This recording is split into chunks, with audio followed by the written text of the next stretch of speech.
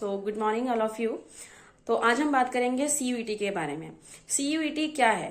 CUET आपका एक common university entrance test है जिस एग्जाम को हर स्ट्रीम का बच्चा दे सकता है।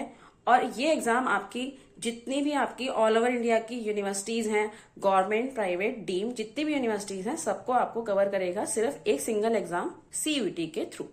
तो इस सीयूईटी के एग्जाम में 2025 के अंदर क्या मेजर चेंजेस आने वाले हैं उस पर अगर हम बात करें तो जो बच्चे सीयूईटी को देने जा रहे हैं उन सब बच्चों को ये तो पता ही होगा कि सीयूईटी सबसे पहले जो कंडक्ट हुआ था वो 2022 के सेशन में कंडक्ट हुआ था सबसे पहले।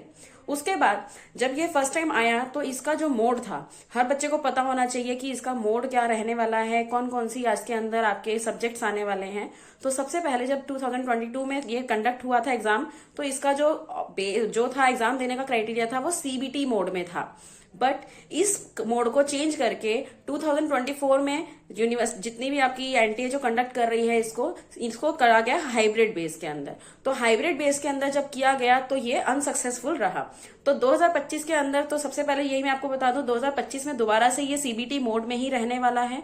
दूसरा, जब बच्चे इस एग्जाम को दे देते हैं उसके बाद जब इसकी काउंसलिंग्स होती हैं आपकी, क्योंकि आपकी कम से कम 250 प्लस यूनिवर्सिटीज जो मैंने आपको बताई कि 250 प्लस यूनिवर्सिटीज हैं जो इसके अंदर आपकी पार्टिसिपेट करती हैं।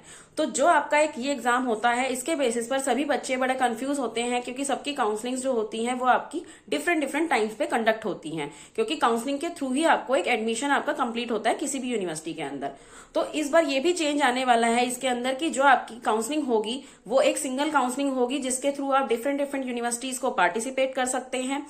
क्या इसके अंदर सिलेबस होने वाला है, क्योंकि इसके सिलेबस में भी चेंजेस आने वाले हैं। जैसा कि अभी तक आप देखते आए हैं इसके अंदर जीटी का पार्ट आता है, डोमेन का पार्ट आता है और आपका लैंग्वेज का पार्ट आता है। तो डोमेन के अंदर कितने डोमेन्स आपके रहने वाले हैं, किस कोर्स के लिए आपको कौन सा डोमेन सेलेक्ट करना है, कितनी लैंग्वेजेस में आप इस एग्जाम को दे सकते हैं, कितने आपके एग्जाम्स कंडक्ट होंगे, किस तरीके की इसकी काउंसलिंग रहने वाली है और एट द एंड आपका जो एग्जाम होगा वो सीबीटी मोड में ही होगा, ये कंफर्म्ड है। तो जो बच्चे इस चीज के बारे में जानना चाहते हैं कि सीयूईटी क्या है, किस तरीके से इसका सारा प्रोसेस रहने वाला है, वो बच्चे हमारे सेंटर पे विजिट करके, पश्चिम बिहार में विजिट करके इस चीज को जाने। क्योंकि अगर आप इसकी सही से इन्फॉर्मेशन नहीं लेंगे तो आपके हाथ से इस बार एडमिशन जो है मिस हो सकते हैं गवर्नमेंट यूनिवर्सिटीज के।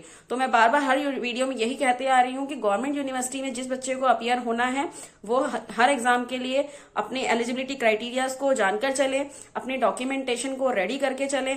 जो भी बच्चा जिस भी कैटेगरी से बिलोंग करता है, लाइक आप ओबीसी कैटेगरी से हैं तो आपका जो नॉन क्रीमी लेयर का सर्टिफिकेट है वो कौन सा आपका अपलोड होने वाला है। अगर आप स्पोर्ट्स कैटेगरी में है तो ड्यू के अलावा स्पोर्ट्स कैटेगरी कहाँ कहाँ वैलिड होने वाली है। तो इन चीजों को आप डिटेल में जानें और अपने एडमिशन को इसी साल कंप्लीट करके आगे परस्यू करें चीजों को। Thank you.